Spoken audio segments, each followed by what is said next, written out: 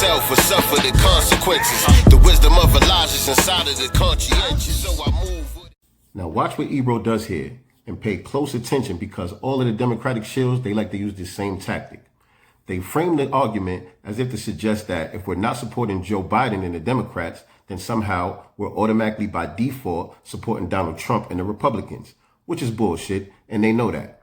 But they bring up these straw man arguments that we're supposed to defend, but nobody's trying to defend this nonsense. Like, why bring up the 1619 Project and say that Donald Trump has an issue with it like we all don't know that he's a goddamn racist?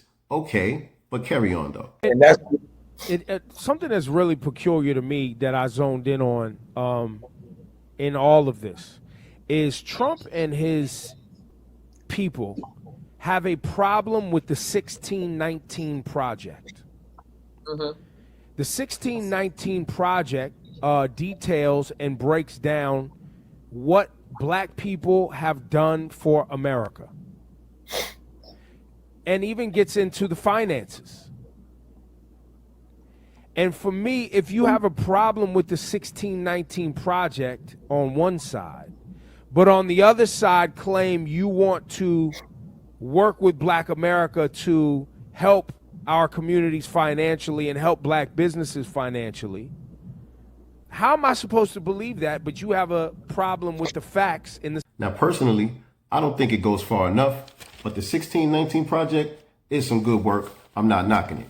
The thing is, this information is something that will support our reparations claim. And so now the question is the same question that you posed to Donald Trump. If Joe Biden and Kamala are not willing to support reparations, then why should we believe them that they're going to do something that would close the racial wealth gap and put us in a position that we can compete with the rest of society economically? We can't keep falling for the banana in the tailpipe. Can we can also actively say too that maybe some of the changes have been too incremental for people to notice in that have a limited view, and if you have a macro view and a larger view of a kind of and a more historical view of what has changed for black people through our ability to activate and vote and put people in power.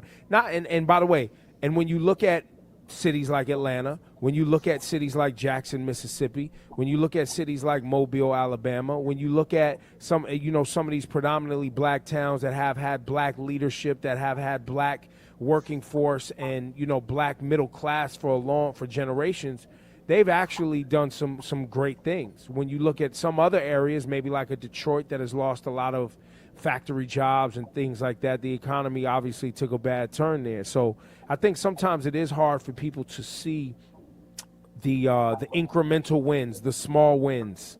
And I appreciate what you're saying, Mike, because people definitely get very distracted by the noise, and it's easy to commiserate and be on some, throw your hands in the air and give up type shit. See, somebody like me is probably not the target audience for this type of message. I mean, he's probably not talking about, he's probably not really meaning people like me when he says these things. I mean, he's probably talking to some less informed people. He's probably, he wants to get this message across to some people who are a little less informed on some of these issues. You know what I mean?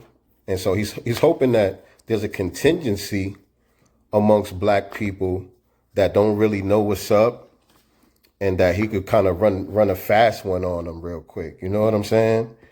But, this is what I was looking for right here. Here we go. This is what I was looking for right here. The 1619 Project. Is this the 1619 Project? Yeah, here we have the 1619 Projects with the New York Times Magazine. Yeah, I have a copy of this. So I know a little something about what's being said here, Most resilient, we poster children of prophecy fulfillment. We gotta be God's